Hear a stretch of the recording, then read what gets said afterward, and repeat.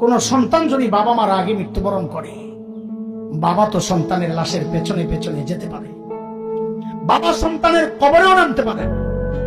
বলে কেন, বাবার কলিজায় কি মায়া দয়া নাই? আছে।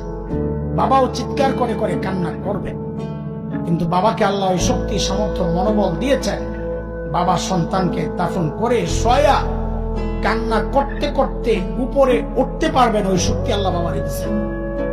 কিন্তু কোন মায়ের জন্য সন্তানের লাশের পেছনে যাওয়া চলবে না, কোন মায়ের জন্য সন্তানের কবরে নামা চলবে না। কেন, দুনিয়ায় এমন কোন মা নাই যে সন্তানকে দাফন করার জন্য কবরে নেমে সন্তানকে শোয়া দিয়া ওই মা আবার সুস্থ অবস্থায় উপরে উঠবেন, এমন কোন মা নাই। সন্তানদের শোয়া নিজ লাশ হইয়া শুয়া পড়বে।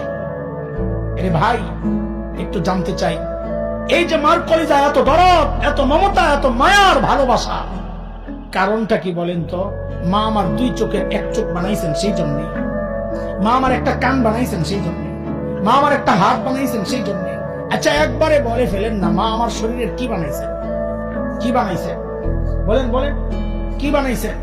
কিছুই বানান নাই, কিছুই বানান নাই।